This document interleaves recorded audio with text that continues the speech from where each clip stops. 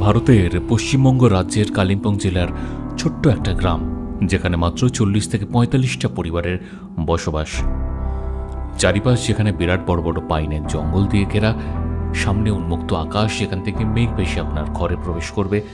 বিছানাতে বসেই এই সুন্দর প্রকৃতিকে উপলব্ধি করার স্থান, যেখানে সাদা ফুল এবং জীবজন্তু আপনাদের স্বাগত জানাবে। আর বাইরে বেরোলেই উন্মুক্ত কাঞ্চনজঙ্ঘার দর্শন, আর সাথে থাকছে এই বাঁশের ঘরে থাকার অভিজ্ঞতা। কিন্তু এই বাঁশের ঘটে যে কিভাবে এলাম, চলুন তাহলে সেই গল্পটা শুরু করা যাক। একদিন আমি আর ভাই অব্র ঠিক করে ফেললাম যে আমাদের নর্থ বেঙ্গলে কোথাও একটা যেতে হবে। সেই সূত্র ধরেই আমরা পৌঁছে গেলাম ধর্মতলা বাস স্ট্যান্ডে, এবং আজিয়ানার এই বাসে করে আমাদের সেবারের যাত্রা স্থাপন হয়েছিল। 1250 টাকা করে এই বাসের প্রত্যেকজনের টিকিট হলেও আমরা ডিসকাউন্ট কুপন সহকারে সেটা দুজনের 2000 টাকায় পেয়ে গেছিলাম। এইবার নিজেদের সিট পরিদর্শন করে প্রথমে অব্র এবং তারপর আমি বাসে উঠলাম। শুরু হলো আমাদের এবারের নর্থ বেঙ্গলের জার্নি। তার আগে সবাইকে রিকোয়েস্ট করব, যারা নতুন তারা প্লিজ চ্যানেলটাকে সাবস্ক্রাইব করে একটু পাশে থাকবেন। তো এখন আমাদের জার্নি শুরু হচ্ছে আবার একটা পাহাড়ের গল্প নিয়ে।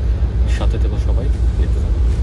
নির্ধারিত সময়ের 15 মিনিট পর বাস ছেড়ে দিল।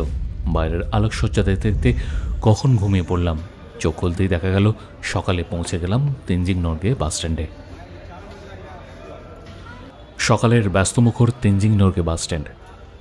আমরা 110 টাকার বিনিময়ে প্রতিজনের টিকিট কাটলাম কালিম্পং বাস স্ট্যান্ড পর্যন্ত পৌঁছানোর জন্য। এখানে একটা কথা বলে রাখি, এই বাসটা পানি ট্যাঙ্কি মোড়ের ওপর দিয়েই যায়। যারা বাসে করে যাবেন বলে মনে করেন তারা তো বাসে করে যেতেই পারেন, কিন্তু যদি কেউ শেয়ার গাড়ি রিজার্ভ করে যেতে চান তাহলে এই পানি ট্যাঙ্কি মোড় থেকেই গাড়ি ছাড়া হয়, যার মূল্য হচ্ছে 160 টাকা, 200 টাকা এবং 250 টাকা। এটা সিট অনুযায়ী ভ্যারি করে। সবুজায়নের রাস্তা ভেদ করে জঙ্গলের মাঝখান দিয়ে গাড়ি ক্রমশ এগিয়ে চলল শিবকের দিকে। চারিদিকের মনোরম পরিবেশ। শিবকের এই রাস্তাটা আমার কাছে বরাবরের মতন প্রিয়, কারণ প্রথম পাহাড় দর্শনটা আমি এখান থেকেই করে থাকি। সত্যি মনটা ভালো হয়ে যায়। এই পাহাড়ি আলিঙ্গনকে অনুভব করতে করতে আমরা 2.5 ঘন্টা পর পৌঁছালাম কালিম্পং বাস স্ট্যান্ডে। ওখান থেকে পেডংয়ে শেয়ার গাড়ি করে 70 টাকার বিনিময়ে আমরা পৌঁছালাম সিলারি পাঠকে। তাহলে আমাদের এবারের গন্তব্য সিলারিগাঁও।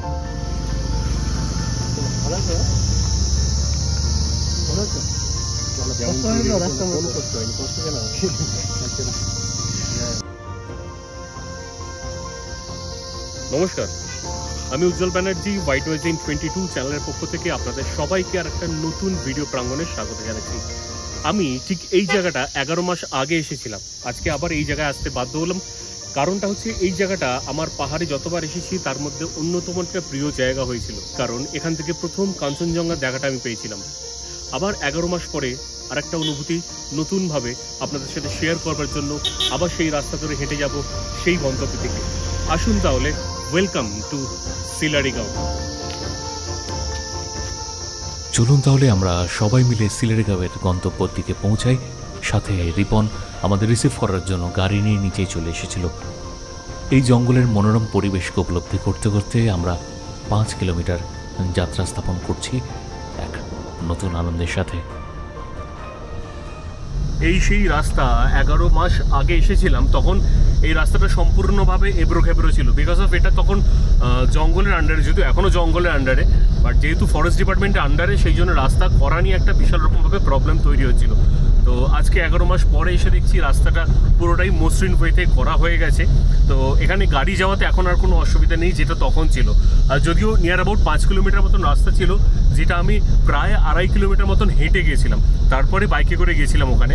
বাট এই সিলারিগাঁওয়ের পার্টিকুলার এই রাস্তাটা আমার বরাবরেরই খুব প্রিয়।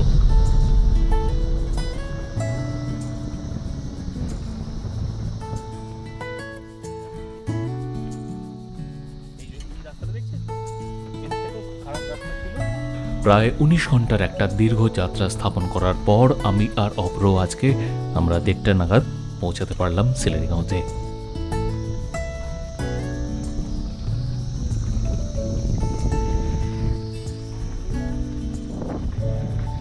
মনে তখন একরাশ আনন্দ।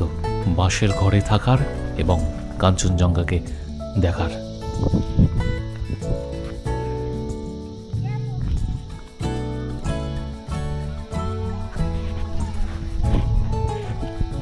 এখন 1:25 বাজে দুপুরবেলা।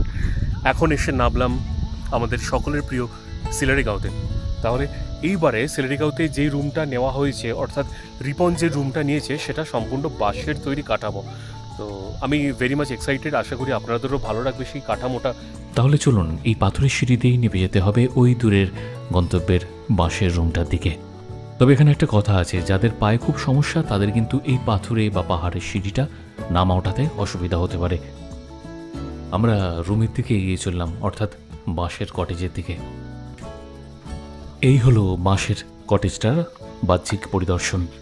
সামনেই একটা বিস্তর চাতাল, যেখান থেকে আকাশ পরিষ্কার থাকলে উন্মুক্ত কাঞ্চনজঙ্ঘার পুরো রেঞ্জটাকে অনুভব করা যায়। চলো তাহলে আপনাদের রুম ট্যুরটা একটু করিয়ে দিই। এখানে টোটাল আমরা যে বিল্ডিংটাতে রয়েছি, অর্থাৎ আমরা যে কটেজটাতে রয়েছি, এখানে টোটাল 3খানের রুম রয়েছে। এটা হচ্ছে ফার্স্ট রুমটা, যেটা বাঁশের তৈরি।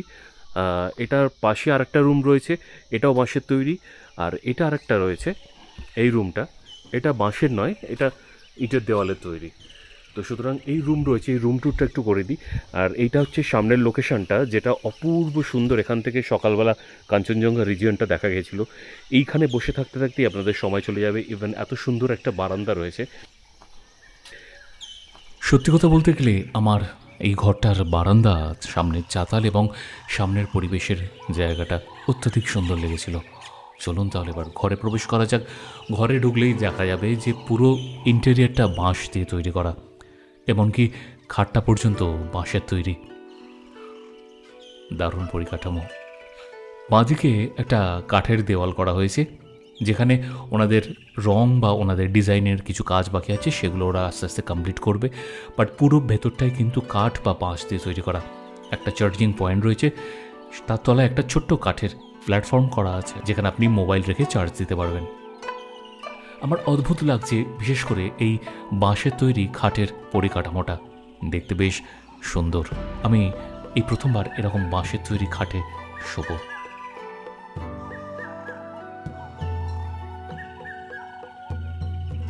একটা ছোট্ট নাইট ল্যাম্প দেওয়া রয়েছে ওপরে, যেটা ঝুড়ি দিয়ে গার্ড করা রয়েছে। রাত্রিবেলা নিশ্চয়ই খুব সুন্দর আলো প্রদান করবে। আয়না রয়েছে, এখানেও কতগুলো তাক রয়েছে। ওভারঅল এই ইন্টেরিয়ারটা খুব সাদামাটা হলেও এখান থেকে বড় অ্যাট্রাকশনের ব্যাপার, যেটা এই উন্মুক্ত কাঞ্চনজঙ্ঘার প্রাঙ্গণ ঘরে বসেই উপলব্ধি করা যায়।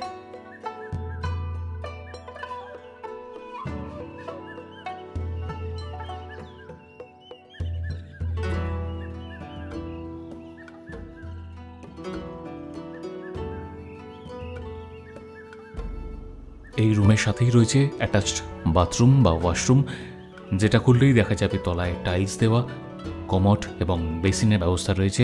এখানে এখনও গিজার লাগানো হয়নি, কিন্তু গরম জল চাইলে ওনারা প্রোভাইড করে দেন। তো এই হলো এই ঘরটার ইন্টেরিয়ার বা ভেতরকার রূপ, যেটা আমার অত্যন্ত ভালো লেগেছে। এই ঘর থেকে বেরিয়েই পাশে আরেকটা বাঁশের রুম ছিল, যেটাতে আমরা ছিলাম, যেখানেও একটা বড় উইন্ডো করা রয়েছে। দরজা খুললে একই পরিকাঠামো, একই দর্শন, তাই এটা আর বেশিটা দেখালাম না। এর পাশেই যে সিমেন্টের তৈরি দেওয়াল করা আছে বা রুমটা করা আছে, সেটার একবার আপনাদের দর্শন দিয়ে দিই। ঘরে ঢুকলেই দেখা যাবে একটা খাট পাতা, যেখানে কিন্তু ডাবল বেড, অর্থাৎ বাচ্চা নিয়ে চাইলে 3জন অ্যাডজাস্ট করে শোয়া যেতেই পারে। এখানেও একটা আয়না রয়েছে, চার্জিং পয়েন্ট রয়েছে।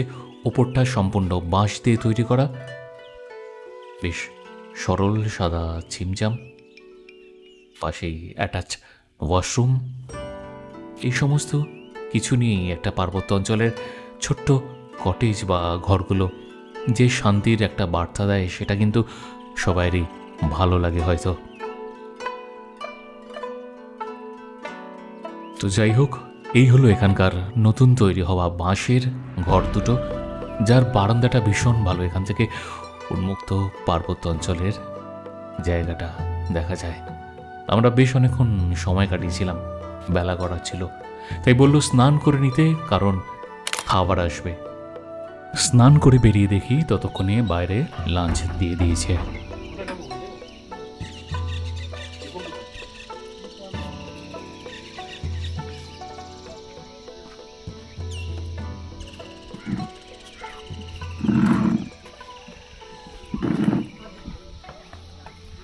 ব্যাপারটা হচ্ছে কি, এই যে জায়গাটা পার্টিকুলারলি সিদ্ধিগাঁওয়ে এই জায়গাটা যেটা তৈরি করেছে, এখানে সামনে একটা চাতাল মতন করা হয়েছে। তো ডেফিনেটলি চাতাল থাকলে তার অ্যাক্সেসটা তো নিতেই হবে। তো সেই জন্য আমরা এই ডিসিশন নিলাম যে সামহাও যদি এখানে খাবারটা খাওয়া যায় তাহলে এই প্রকৃতির মাঝে উন্মুক্ত আকাশের নিচে সেটার মজাটাই আলাদা। দ্যাটস ওই এখানে আজকের দুপুরের খাবারটা। আজকে দুপুরের মেনুতে কী কী প্রিপারেশান আছে বলো? মানে খাওয়া দাওয়া, হ্যাঁ, ডালও হয়েছে, আলু ভাজা হয়েছে, তারপর কষ, তারপর ডিম, তারপর পাঁপড় ভাজা। তো ডাল হয়েছে, খুব সুন্দর করে ডাল হয়েছে, স্কোয়াশের একটা খুব সুন্দর তরকারি হয়েছে, আলু ভাজা হয়েছে, ভাত তো আছেই, সাথে তোমার ডিমের একটা খুব সুন্দর কারি হয়েছে, তো ওভারঅল আর পাঁপড় ভাজা। ওভারঅল এই হচ্ছে প্রিপারেশন, খুব ভালো। একবার খেয়ে দেখতে হবে রান্নাটা কেমন করছে। খাওয়া দাওয়া কমপ্লিট হয়ে গেছে, এমনি রান্না ওভারঅল মোটামুটি ভালোই ছিল। খাওয়া দাওয়া তো কমপ্লিট।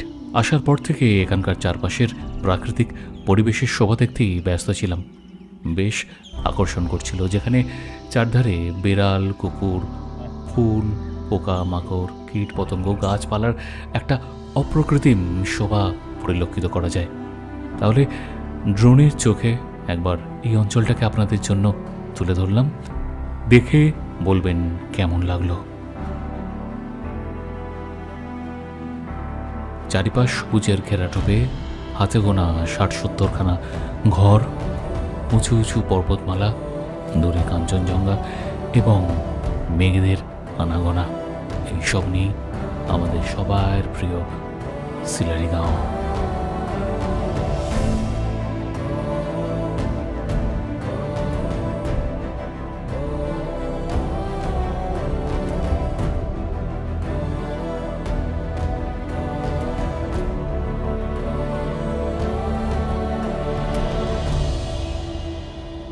সেদিন মাথার উপরে এমন মেঘের ঘনঘটা দেখে, আর দূরে তেপান্তরে ছোট ছোট বাড়ি, কতগুলো পাহাড়ের চূড়া দেখতে দেখতে কেমন যেন মনটা ঘুমের ঘুরে তলিয়ে গেছিল। মনে হচ্ছিল যেন কোনো স্বপ্নের মায়াবী জগতে বিরাজ করছি। অদ্ভুত সুন্দর প্রকৃতির এই খেলা।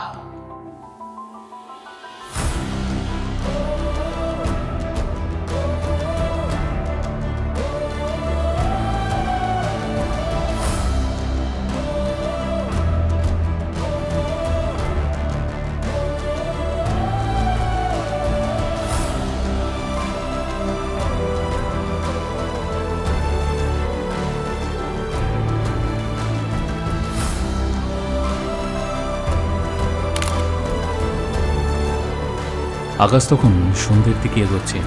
হঠাৎ করেই চোখটা লেগে গেছিল। ঘুম থেকে উঠে দেখি ইভিনিং স্ন্যাক্স দিয়ে গেছে। এখন সন্ধে ৮টা বাজে। কিছুক্ষণ আগে ওরা এসে চা দিয়ে গেল, চায়ের সাথে পাকোড়া এবং আমরা মোমো অর্ডার করেছিলাম। অভ্র চিকেন মোমো অর্ডার করেছিল, আমি ভেজ মোমো অর্ডার করেছিলাম।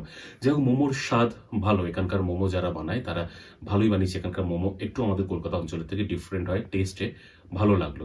অ্যাকচুয়ালি বিকেলে কিছু শ্যুট ছিল, সেই শ্যুটগুলো কমপ্লিট করার পর বাড়িতে এসে, মানে হোমস্টেতে এসে একটু ঘুমিয়ে পড়েছিলাম।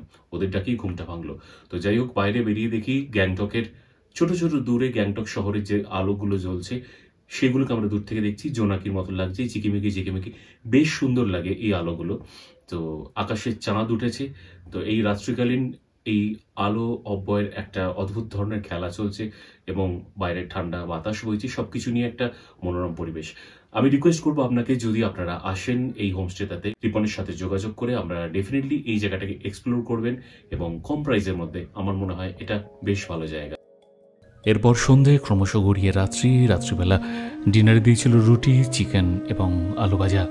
বাইরের এই প্রাকৃতিক শোভা, আলোক ঝলমলে গ্যাংটক এবং সিলেটগাঁওয়ের এই মনোরম পরিবেশ, এই নিয়ে আজকের উপস্থাপনা আমাদের এইখানেই শেষ হলো।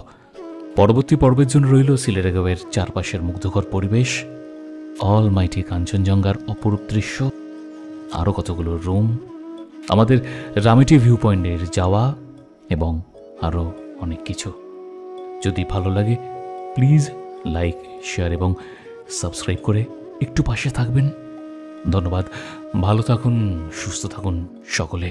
দেখা হবে আগামী পর্বে। इसका स्ट्राक्चर यूनिक है ना, এটা অনেকে মেনটেন করে।